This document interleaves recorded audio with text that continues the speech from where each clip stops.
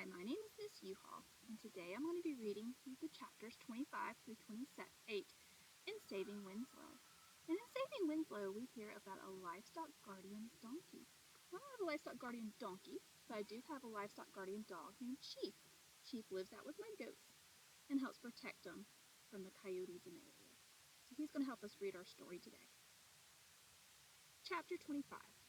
Winslow was curious.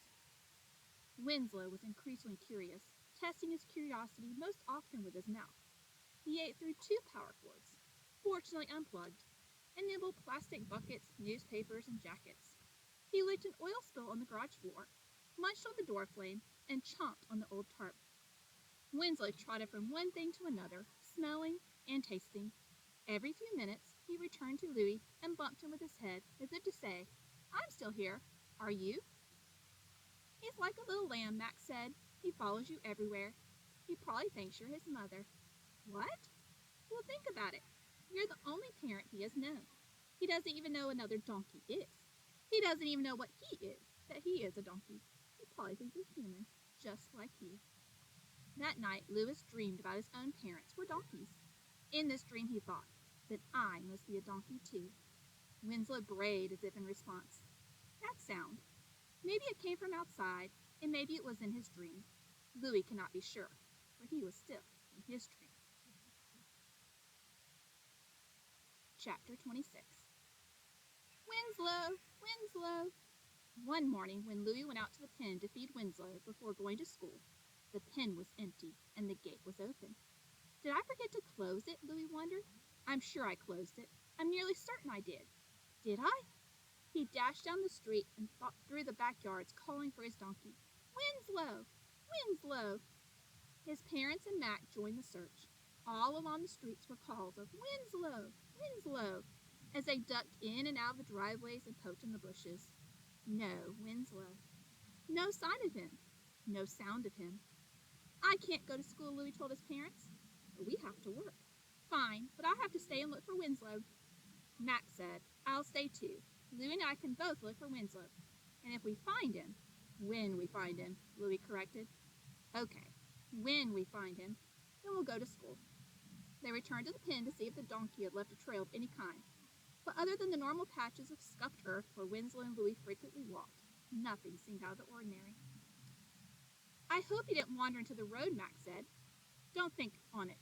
Maybe he's asleep in someone's garden." And so they searched up and down the street, up and down driveways, crossing backyards and front yards, their calls for Winslow bringing neighbors to their windows and doors. "You lose your donkey?" "Haven't seen any donkey around here." "Here's Winslow." "Is Winslow your dog?" Louis ran to the next block and the next and the next. He called for Winslow louder and louder. Drivers asked if he was okay.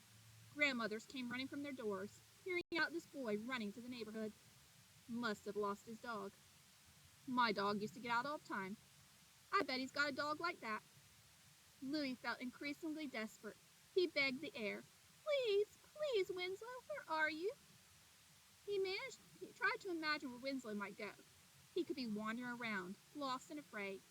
Louis had a sudden image of sliding down the hill with Winslow and being tickled by his ears. The sledding hill?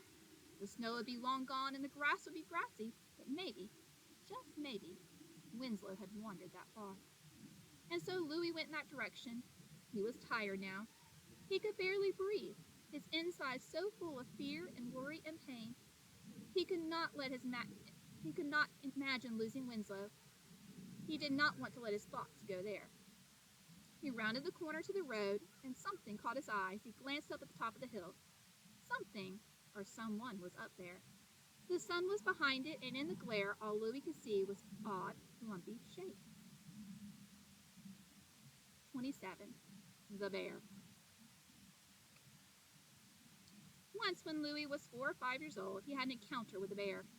He was outside in the yard when he spotted the bear lurking beside the oak tree near the garage. He wanted to scream, but he could not. No sound would come out of his mouth. He wanted to run, but he could not. His legs were numb. His arms were numb. He could not move.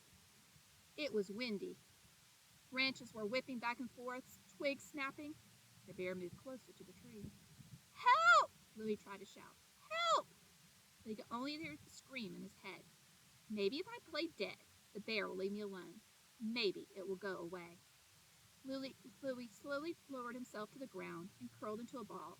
He held as still as he could. His arm itched, but he dared not scratch it. He needed to cough, but dared not to.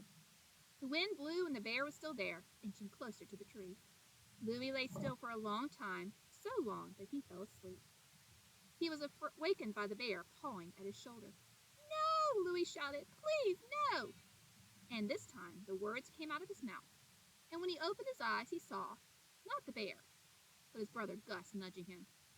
What's the matter with you? Gus asked. It's only me. You fall asleep out here? Louis looked around, searching for the bear. There, he shouted. Watch out, there's a bear. Gus followed Louis' stare and then slowly moved toward the bear. No, Gus, don't. As Gus continued across the yard, Louis grabbed his arm and tried to pull him back. Gus, don't.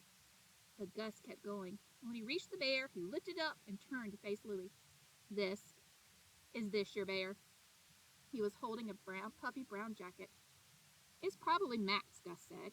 He's always leaving his stuff here. Louis was so relieved that he thought he would faint, but he was also embarrassed. He had been afraid of a jacket. Don't tell Mom and Dad, Louis said. I won't, Gus agreed. One time, I was afraid of a moth.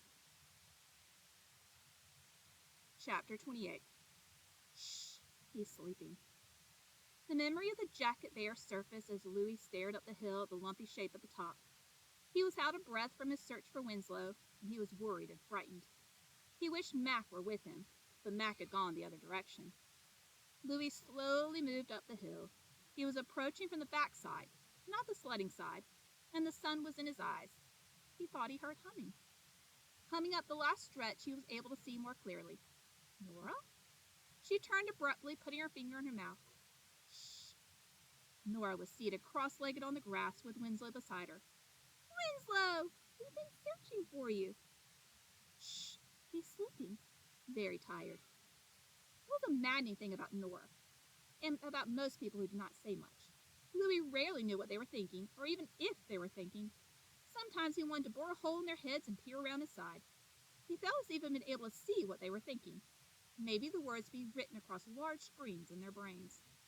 People who talked too much were also maddening to Louis. All those words pouring out of their mouths in gushing torrents. Blah, blah, blah, blah, blah, blah, blah, blah.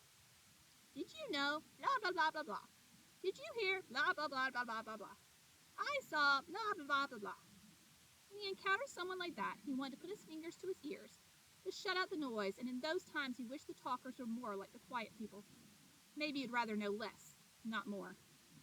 On the hill, when Nora said, shh, he's sleeping, very tired, Louis wanted to know so much more, but he was grateful she offered at least those few words, and he was grateful, so relieved, and so very grateful to have found Winslow. We hope that you enjoyed this reading of Saving Winslow.